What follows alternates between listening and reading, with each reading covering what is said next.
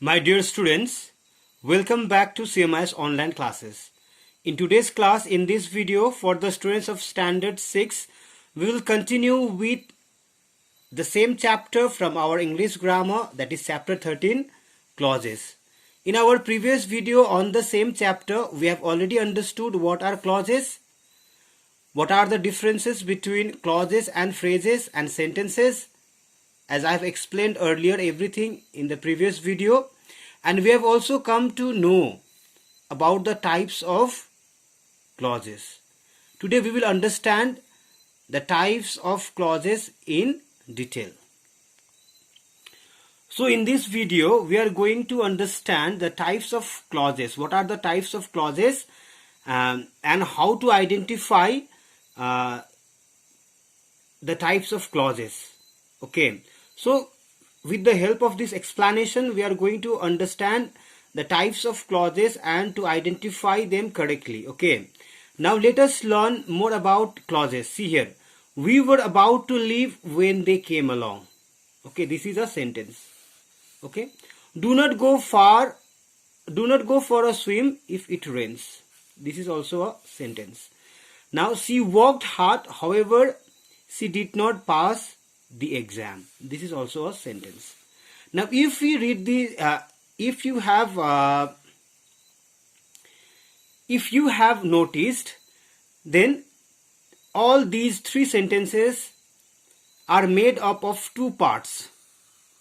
That means we can divide these sentences into two parts, each sentence into two parts. Like we were about to leave, this is the first part. When they came along, do not go for a swim, this is the first part, and if it rains is the second part. Now the third sentence, she worked hard, this is the first part, and however she did not pass the exam. Now what is the difference between these first parts and these second parts of the sentences? Let us see. Part that can stand alone. Part that can stand alone means the parts of the sentences which are meaningful in itself without the second part. Okay. Now another part is part that is dependent. Part that is dependent means part that is dependent upon the another part of the sentence to give meaningful sense. That means these second parts of the sentences are not meaningful. They are meaningful only when they are combined with the another part. That is the independent part. See here.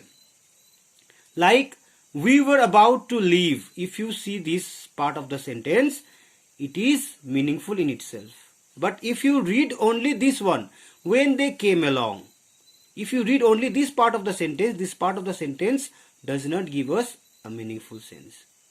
Both of these are clauses because both of them carry a subject and a verb. Like we is subject here and were is verb here. Okay. Now when see here, they is subject, came is verb.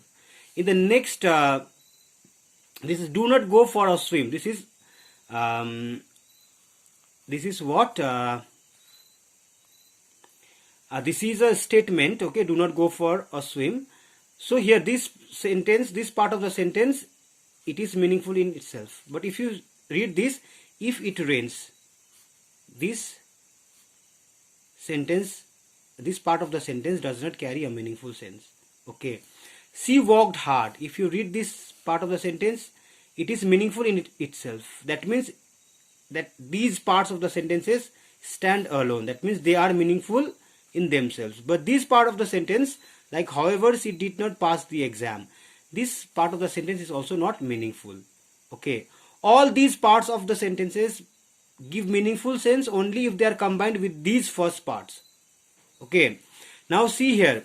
The part of the sentence that can stand alone and convey complete sense is called the main or the independent clause. So as I have told you that clauses are mainly of two types. One is the main clause or the independent clause, or we can also say it as a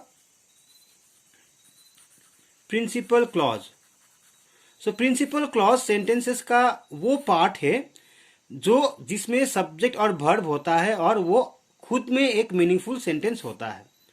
उसे कोई दूसरा part of sentence की जरूरत नहीं होता है कोई meaningful message convey करने के लिए. लेकिन but the part of a sentence that is dependent on the first part is the subordinate or dependent clause. Okay, now not only the first, it is first is applicable only in these sentences. It may be the second part also. Okay, now the part of the sentence that is dependent upon the another part of the sentence, upon the dependent clause, independent clause, they are called subordinate clause or the dependent clause. Dependent means किसी दूसरे पर निर्भर होना. So ऐसा clause जो दूसरे part of sentence पर निर्भर हो meaningful sense देने के लिए, so these clauses are called the dependent clauses or the subordinate clauses. Okay, that means there are two kinds of clauses. One is main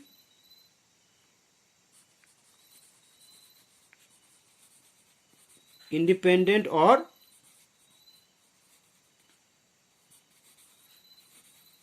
principal clause, number one, and number two is what?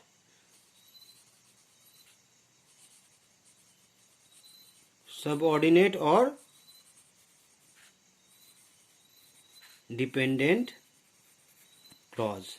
So again I am explaining you these main, independent or principal clause is a meaningful sentence in itself because it conveys a meaningful sense. But these subordinate clauses, these dependent clauses, these clauses are dependent upon the main or independent or principal clauses to give a meaningful sense.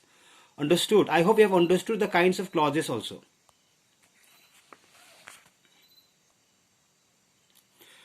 Now we will try to solve this exercise B. Now mark the main clause and the subordinate clause in each of these sentences. So यहाँ पर sentences दिया गया हुआ है. Okay, we have to divide each sentence into two parts and we have to identify whether the part of these sentences are the subordinate clause or the main clause. Okay, like we left the stadium before it started to rain. So how can we divide this sentence into two parts? First is we left the stadium. Okay, we left the stadium before it started to rain. So now read this part of the sentence. I have divided this sentence into two parts. First is we left the stadium. So this part of the sentence is meaningful in itself. So this is main clause. You can write main clause. Okay, before it started to rain. If you read only this part of the sentence, before it started to rain, it does not give a meaningful sense. This part of the sentence is dependent upon this part of the sentence, first part of the sentence. So it is dependent clause or subordinate clause. So it is subordinate clause. Or you may also write MC for main clause and SC for subordinate clause. So here, while we wait here, you can get the ticket. So if you divide this sentence into two parts, this is while we wait here. This is the first part. You can get the tickets. Okay, so this is the second part. If you read this, while we wait here, this part of the sentence does not give us meaningful sense. Okay, you can get the ticket. This part of the sentence is a meaningful sentence. Okay, so you can get the tickets. This is main clause MC, and while we wait here, this is subordinate clause SC or dependent clause, because while we wait here, this part of the sentence is dependent upon this another part of the sentence. You can get the ticket to give a meaningful sense. But alone, if we read this part of the sentence, while we wait here, this part of the sentence does not give us any meaningful sense. Now see here, I was late because I got lost on the way. Okay, so if you read I was late because I got lost on the way. So if you read I was late, this part of the sentence is meaningful because I got lost on the way. This part of the sentence is not meaningful. Because I got lost on the way. What happened after that? Do we understand? No. So this part of the sentence is dependent upon this part of the sentence to give a meaningful sense. Okay. So I was late is main clause, and because I got lost on the way, this is subordinate clause. Understood? I hope you have understood the difference between the subordinate clauses and the main clauses. Now we will see here exercise C. Add appropriate clauses to complete the meaning. So यहाँ पर हमें appropriate clauses लगाना है, clauses का use करना है ताकि हम meaningful sentences बना सके.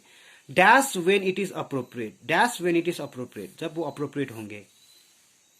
So we can write I'll tell you everything. I'll tell you everything when it is appropriate. So I'll tell you everything. This is the clause that I have added. Okay. This is the independent clause. I'll tell you everything. Independent clause. Now, when it is appropriate, this is dependent clause. Okay. The man dash is my uncle. The man who is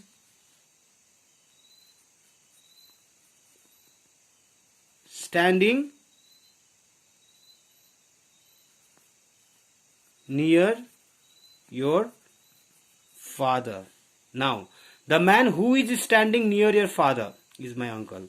Now, who is standing near my father? This is the clause I have used. Okay, this is subordinating clause or subordinate clause. Okay, so this way we have to add clauses in each sentence here to complete this sentence to give to make them very meaningful. Okay, so we have to use clauses here. Okay, so students, I hope you have understood the types of clauses and how to identify each type of clause. Okay, so I hope my explanation is clear to all of you.